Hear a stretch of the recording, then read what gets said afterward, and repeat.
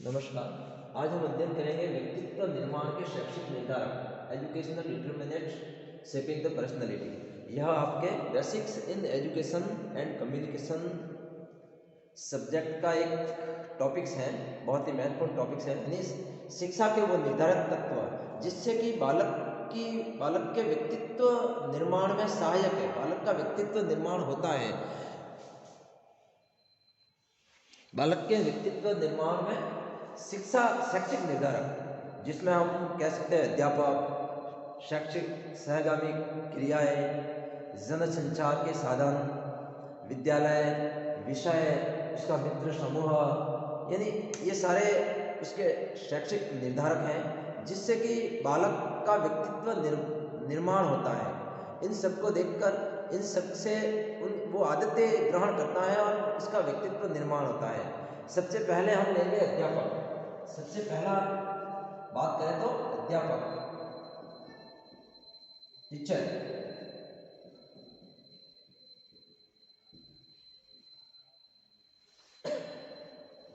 क्योंकि विद्यालय जीवन में शिक्षक को एक बहुत ही महत्वपूर्ण स्थान प्राप्त है और शिक्षक को विद्यालय जीवन में शिक्षक उस बालक के सामने रहता है। शिक्षक को देखकर बालक सीखता है। विद्यालय ही नहीं, संपूर्ण समाज में उस अध्यापक का एक अति महत्वपूर्ण और सम्मानजनक स्थान प्राप्त है। क्योंकि इस सम्मानजनक स्थान प्राप्त होने से यह स्थान उसको देखकर बालक सीखता है बहुत सारी बातें जो कि अध्यापक को देखकर सीखता है बालक। हम अध्यापक को एक भविष्य निर्माता के रूप में देख सकते हैं।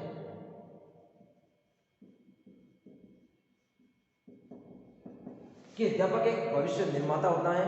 डॉक्टर जाकिर हुसैन साहब भी ये कहते हैं कि वास्तव में शिक्षक हमारे भाग्य विधाता हैं और समाज उसकी उपेक्षा से अपना ही विनाश करता है। यानी शिक्षक एक भाग्य विधाता होता है और राष्ट्र का भाग्य का निर्माण करता है, बालकों का वो निर्माण करता है, राष्ट्र के भविष्य का निर्माण करता है। इसलिए वो भाग्य निर्णायक भी होता है और वो राष्ट्र का पुनर्निर्माण करता है। तो अध्यापक को हम भविष्य निर्माता कह सकते हैं। इसलिए जिस प्रकार का अध्यापक होगा वैसे ही उसका बालक भी, उनके जो विद्यार्थी हैं वो भी सीखेंगे। हम अध्यापक को राष्ट्र का मार्गदर्शक भी कह सकते हैं।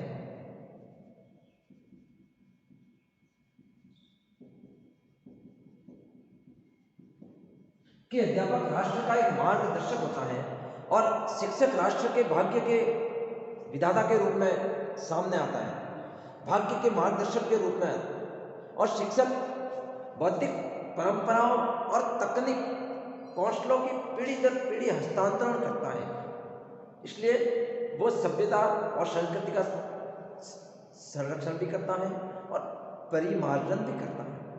जो कमियां हैं उसको निकालता है और उसको संस्कृति को परिमार्जित करता है। वो वास्तव में एक मार्गदर्शक होता है और संपूर्ण राष्ट्र का मार्गदर्शक होता है, क्योंकि उसके सामने वो भविष्य निर्माण कर रहा होता है बालकों का। इसलिए अध्यापक जिस प्रकार का होगा वैसे ही बालक बनेंगे। अध्यापक जैसा अध्यापक चाहेगा वैसे बालकों का वो निर्माण कर सकता है। इसलिए इसको अध्यापक को व्यक्तित्व निर्माण का एक शैक्षिक निर्धारक कहा गया है। राष्ट्र की उन्नति में भी इसका स्थान है।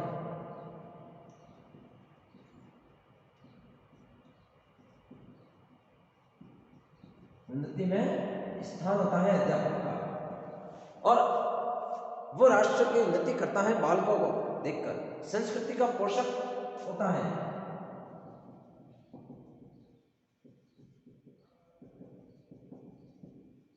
अध्यापक संस्कृति को आगे बढ़ाता है और संस्कृति का आगे से आगे पीढ़ी दर पीढ़ी पहुंचाता है, बालकों के सामने अपनी बात रखता है और बालकों को उसी प्रकार सिखाता है जिस प्रकार से उनको सिखाना चाहिए।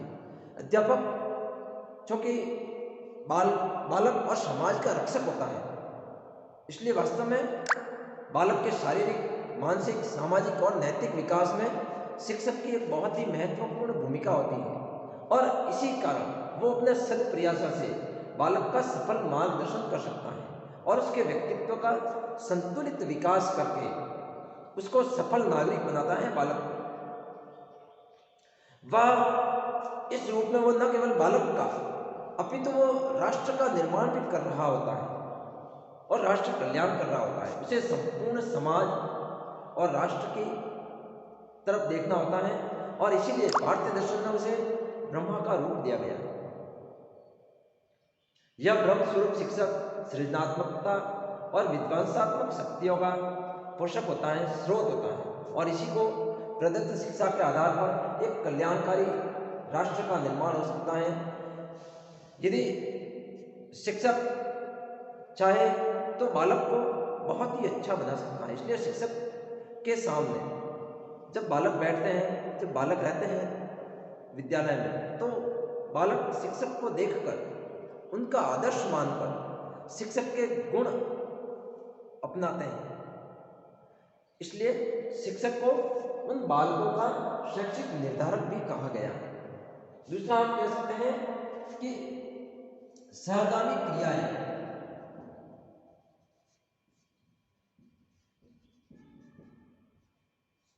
विद्यालय में होने वाली पाठ्य सहगामी क्रियाएं मूल प्रवृत्तियों का शोधन करके बालक का मार्गदर्शन करती है। पाठ्य सहगामी क्रियाएं बालक की मूल जो प्रवृत्तियां होती हैं, जिसके साथ बालक जन्म लेता है। हर बालक कुछ मूल प्रवृत्तियों के साथ जन्म लेता है और उन मूल प्रवृत्तियों का वो शोधन करता है और उसका मार्गांतरीकरण करता है, यानी सही दिशा में बालक को ले जाता है, ले जाती है सहगामी क्रियाएं।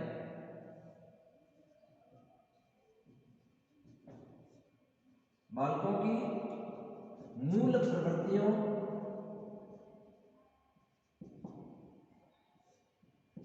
का शोधन और मार्गांतरीकरण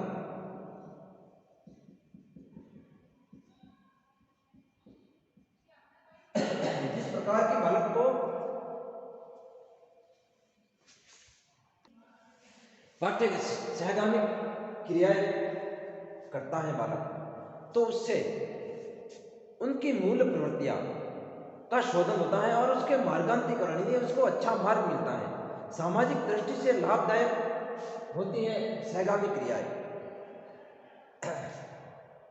क्योंकि सहगामी क्रियाओं के द्वारा ये काम, उनको मूल प्रवृत्तियों का शोधन और मार्गांतरीकरण बहुत ही सहज और सही ढंग से किया जा सकता है। सहगामी क्रियाएं एक अच्छे बालक का निर्माण करती हैं, नागरिकता की शिक्षा देती हैं।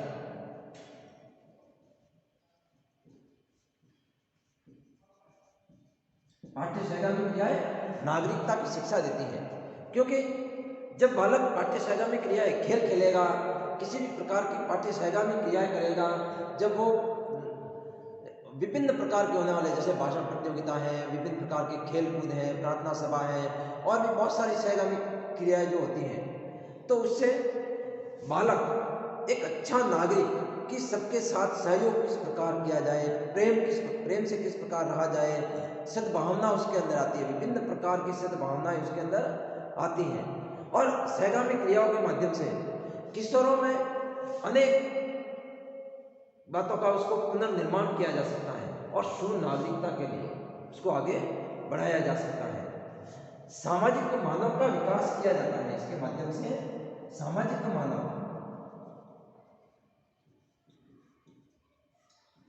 मानवता उसमें डाली जा सकती है पाठ्य सहगामी क्रियाओं से, कि जैसे कोई खेल खेल रहा है तो उन सबके साथ सहयोग किस प्रकार हो, समाज में जिस प्रकार का वहाँ सहयोग वो कर रहा है बालक, किसी खेल में, प्रार्थना सभा में, किसी अन्य सहगामी क्रिया में एक दूसरे का सहयोग लेना पड़ता है, तो वहाँ पर वो समाज में भी उसी प्रकार का किस प्रकार सहयोग से रहा जाए वो सीखता है। इसी प्रकार से वो अवकाश के समय का सदुपयोग करना सीखता है। बालक अवकाश के समय का सदुपयोग करना सीखता है।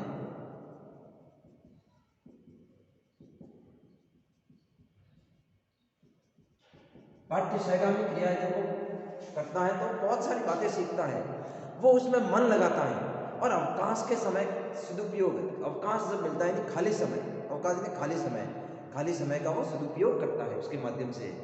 कहते हैं कि खाली दिमाग शैतान का घर होता है, और जब वो अवकाश उसका मिलेगा, खाली दिमाग रहेगा, तो कहीं ना कहीं उसको शैतानियाँ सूझेगी।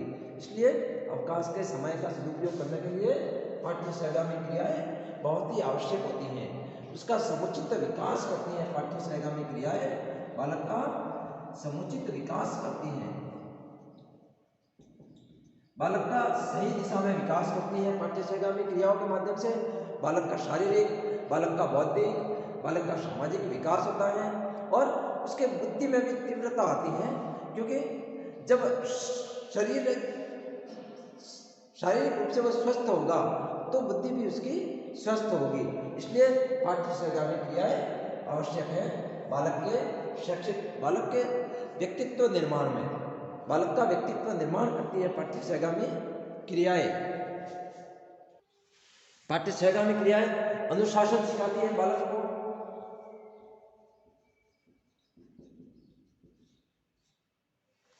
बालक को, अनुशासन सिखाती है कि सबसे मिलजुल कर किस प्रकार रहा जाए, अनुशासन में किस प्रकार रहा जाए, समय पर कोई काम किस प्रकार किया जाए। विभिन्न रचनात्मक क्रियाओं में जब बालक भाग लेता है तो वहां पर उसकी बहुत सारी उनकी अनुशासनहीनता की समस्या का समाधान होता है उससे, और बालक को स्व अनुशासन की भावना आती है। इससे उसमें बालक में नैतिकता का विकास होता है, बालक में नैतिकता का विकास होता है।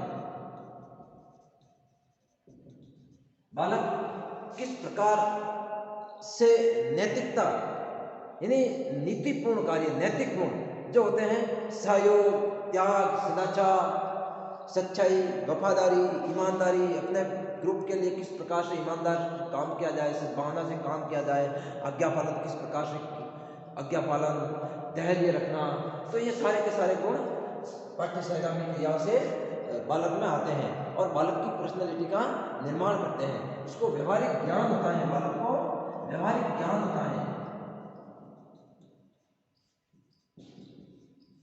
बालक यानी व्यवहार, एक दूसरे से किस प्रकार का व्यवहार किया जाए, और उस क्रियाओं के माध्यम से उसको व्यवहारिक ज्ञान, उसको जैसे विभिन्न प्रकार के भ्रमण, शैक्षिक यात्राएं, ग्राम या पिकनिक, समाज सेवा, इस प्रकार के जो विभिन्न शैक्षिक सहयोगी क्रियाएं होती हैं, उसके माध्यम से बालक व्यवहारिक ज्ञान प्राप्त करता है और वो व्यवहार अपना व्यवहार में उतारता है, जिससे बालक बहुत ही अच्छा बन सकता है।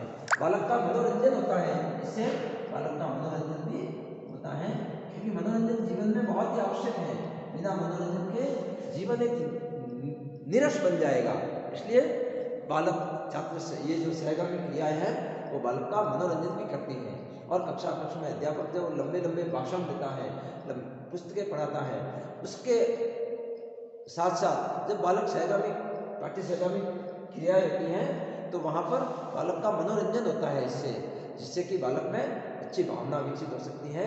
इससे हम कह सकते हैं कि विद्यालयों में जो सहगामी क्रियाएं होती हैं उनका भी बहुत महत्व है। व्यक्तित्व का संतुलित और सर्वांगीण विकास करने के लिए, बालक के संतुलित विकास करने के लिए पाठ्य सहगामी क्रियाएं बहुत ही आवश्यक है।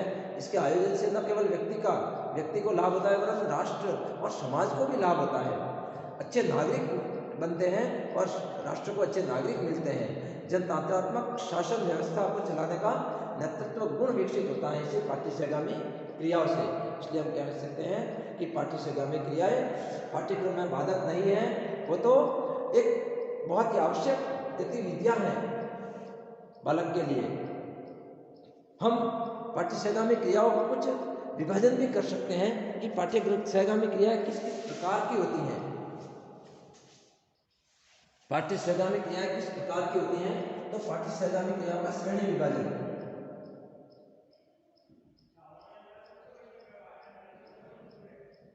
यानी पाठ्य सहगामी क्रियाएं किस प्रकार की हो सकती हैं। तो हम पाठ्य सहगामी क्रियाओं का अगर विभाजन किया है, सबसे पहले शैक्षिक क्रिया इसके अंतर्गत आती है। शैक्षिक क्रियाएं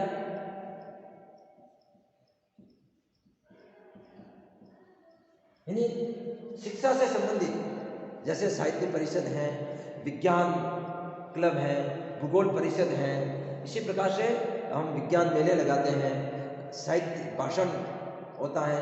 ये सारी क्या है कि शैक्षिक क्रियाएं हैं। उसके शैक्षिक क्रियाओं जो कक्षा कक्ष है उसके अलावा उसको शैक्षिक क्रियाएं, पाठ्य सहगामी क्रियाएं मिलती हैं।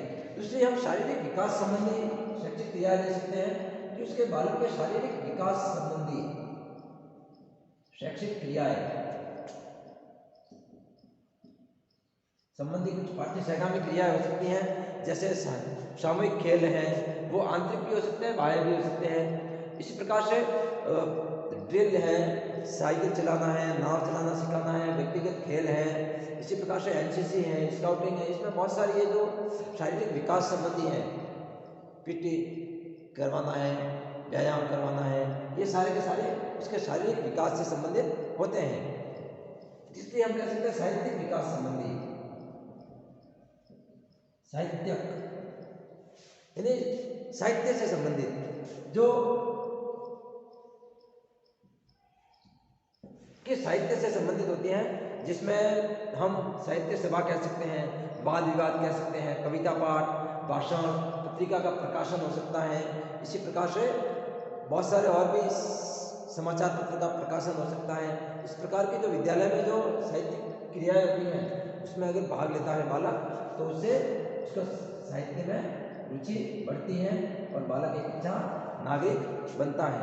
इसी के साथ साथ नागरिक प्रशिक्षण संबंधी कुछ पाठ्य सहगामी क्रियाएं होती हैं। नागरिकता का विकास,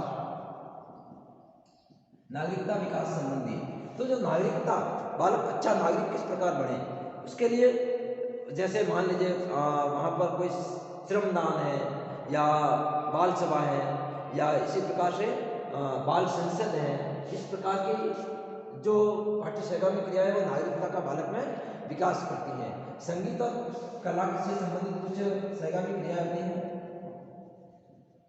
संगीत और कला से संबंधित, तो जिसमें बालक संगीत सीखे, संगीत गोष्ठी, नृत्य, चित्रकला, स्कूल बैंड बाजा, इस प्रकार के बहुत सारे कलाएं जो होती हैं या संगीत संबंधी जो हम पाठ्य सहगामी क्रियाएं करवाते हैं, उससे बालक में संगीत और कला का विकास होता है।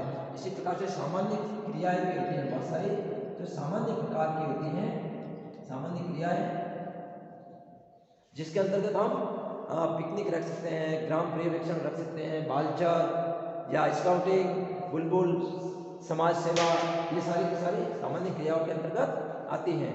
शिल्प कला संबंधी कुछ होती हैं जो कि जैसे खिलौने बनाना है, सिलाई है, इसी प्रकार से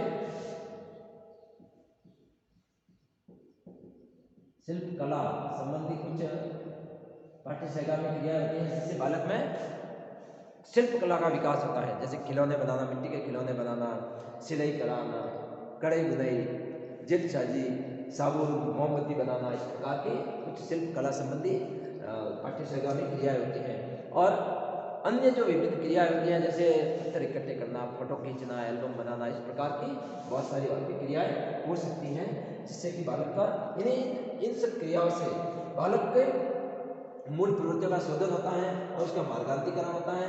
बालक को अच्छे नागरिकता की शिक्षा मिलती है, बालक एक सामाजिक मानव बनता है, उसको व्यवहारिक ज्ञान मिलता है, उसका मनोरंजन भी होता है, उसके वो अवकाश का सदुपयोग करना सीखता है कि खाली समय में किस प्रकार उसका सदुपयोग हो सके। समुचित विकास होता है बालक का, अनुशासन में वह सहायक है, सारी सहगामी क्रिया नैतिकता का विकास होता है। इन्हें हम कुल मिलाकर कह सकते हैं कि पाठ्य सहगामी क्रियाएं भी बालक के एक व्यक्तित्व निर्माण में उसका निर्धारक होती है, बालक का व्यक्तित्व निर्माण करती हैं। जैसे हम देखते हैं कि शैक्षिक क्रियाओं के माध्यम से बालक को अच्छी शिक्षा मिलती है और अच्छा बनता है बालक। शारीरिक विकास संबंधी उसका शरीर का विकास होता है, अच्छा विकास होगा शरीर का तो अच्छा उसका मानसिक विकास भी होगा। यानी शरीर जब स्वस्थ रहेगा तो मन भी उसका स्वस्थ रहेगा और मानसिक विकास, उसका बुद्धि का विकास होगा। उसके साहित्यिक क्रियाओं से संबंधित उससे भी उसके बुद्धि का विकास होता है। साहित्य में साहित्यिक जो चीज़ें हैं उसको वो सीखेगा तो उसको साहित्य में रुचि होगी और उससे वो अच्छे नागरिक बन सकेगा, अच्छा नागरिकता का विकास होगा उसमें। वो संगीत और कला सीखेगा, तब उसमें कलाकार की एक कला किस प्रकार से किस रूप में उसको देखा जाए, कला को किस रूप में, यदि उसका एक बहुत ही अच्छा बनेगा बालक, एक बालक की बुद्धि कलाकार की बुद्धि होगी, और जब इस प्रकार का बालक बनेगा तो वो बहुत ही अच्छा नागरिक बन सकता है, देश के लिए अच्छा नागरिक बन सकता है। इसलिए हम सहगामी क्रियाएं भी बालक का शैक्षिक निर्धारक है, बालक के व्यक्तित्व का निर्माण करती हैं, बालक के व्यक्तित्व को आगे बढ़ाती हैं, बालक के व्यक्तित्व को बहुत ही अच्छा बनाती हैं। इस प्रकार से शैक्षिक निर्धारक तत्व है ये, हम कह सकते हैं। ये दो आज हमने व्यक्तित्व निर्माण के शैक्षिक निर्धारक आज हमने दो अध्ययन किया। पहला था अध्यापक, दूसरा है सहगामी क्रियाएं। थैंक यू, धन्यवाद। नेक्स्ट और अपन आगे पढ़ेंगे। वीडियो को लाइक जरूर करें और कमेंट जरूर करें, और अपना इसको चैनल को सब्सक्राइब जरूर करें। थैंक यू, धन्यवाद।